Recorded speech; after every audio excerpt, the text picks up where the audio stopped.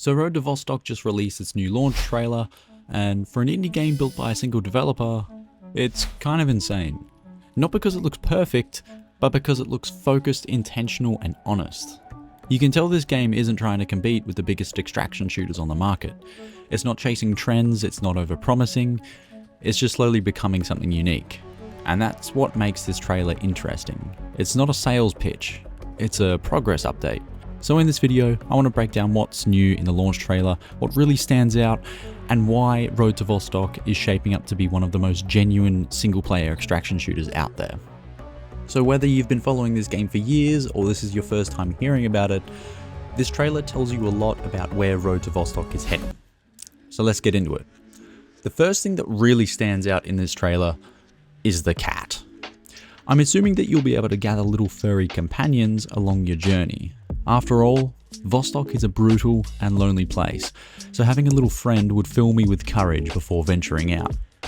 And by the looks of it, you're going to need all the courage you can get, because it looks like there's going to be military patrols on the maps you enter. These patrols could feel like a constant background threat, groups moving through the map on their own routes, not announcing themselves, just waiting for you to make a mistake. And that completely changes how you play. Instead of pushing forward, you're listening, watching the tree lines, counting footsteps, and asking yourself whether it's safer to wait or turn back. It really reinforces the core idea that Road to Vostok keeps pushing. You're not a hero, you're not meant to win every fight, and you're just trying to survive long enough to get out. And honestly, the fact that the game encourages patience over power might be one of its strongest design choices. Another small detail in the trailer that really caught my attention is the flare gun. On the surface, it seems pretty simple, but this is Road to Vostok, and everything is put there with intention. So the idea that you could fire a flare to draw attention away from yourself, especially from helicopter patrols, adds a whole new layer of decision making. Because a flare isn't subtle.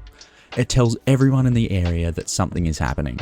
And 99% of the time, you're not using it to fight. You're using it to misdirect, to create noise somewhere else, so that you can move quietly where it actually matters. Imagine hearing a helicopter approaching knowing you can't outrun it, and deciding whether to stay hidden or fire a flare into the distance and hope it buys you some time. That's some intense stuff. However, these points I've been talking about aren't even the most terrifying yet, because there are fucking missile barrages. Yeah, that's right. Imagine you're wandering through one of the border zones and then bam, you get 20 missiles launched at your face. Speaking of, how cool would it be if you could hijack these helicopters and fight the military with them? That's probably asking a lot, but it'd be fucking sick. Now this leads me to the last talking point of the EA trailer. Auntie, the developer, may have teased a little something at the end here. The end of the trailer shows a police car pulling up to what seems to be a cabin. And I'm guessing they're raiding or deporting whoever's living there. I don't know. Now, what does it mean? I have no idea. But do I think the police will be able to track you down after you strip the military of all their loot? Yeah, I think that's possible. Now, the game's Steam description got a bit of an update, I believe, recently.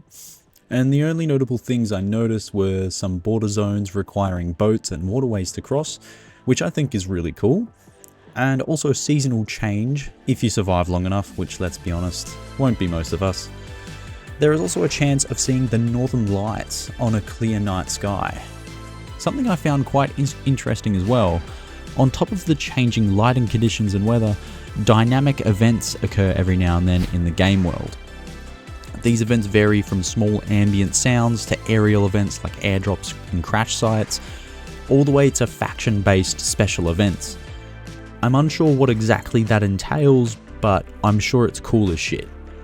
All in all, Road to Vostok is brutal and grounded in a way that other survival games just aren't. There's no high energy music pushing excitement, and there's no over-the-top action. It's mostly just silence, distance, and that gut feeling that you could be shot by a sniper in a tower at any moment. Gameplay-wise, the trailer doesn't show a whole bunch, but what it does show is deliberate. The weapon handling looks weighty, guns don't snap to aiming down the sights like Call of Duty, the recoil looks awesome, and every shot looks like it matters. It seemed like they did hint at enemy AI behavior also. Enemies don't just rush you blindly, they react, reposition, and feel like a part of the world instead of training dummies. And that kind of pacing is huge for a single player extraction game. Movement is another big thing here. Nothing looks fast or flashy, it's all careful and calculated, and honestly, it's kind of stressful looking, which is exactly what this type of game should feel like. And finally, the world design. This is where Road to Vostok really shines. The abandoned buildings, the empty roads, the clutter left behind, everything feels like people lived here and left in a hurry.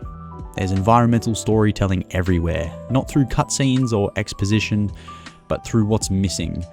It gives the world this lived-in feeling, where you're not just moving through a map, you're stepping into the aftermath of something that already happened. But overall, this trailer just makes me more excited to see where Road to Vostok ends up. It's slow, it's tense, and it knows exactly what kind of game it wants to be. If this is your type of thing, I'd definitely keep it on your radar. Let me know what you thought about the trailer, or if you've already been following the game for a while. And if you enjoyed the video, feel free to subscribe. I'll see you in the next one.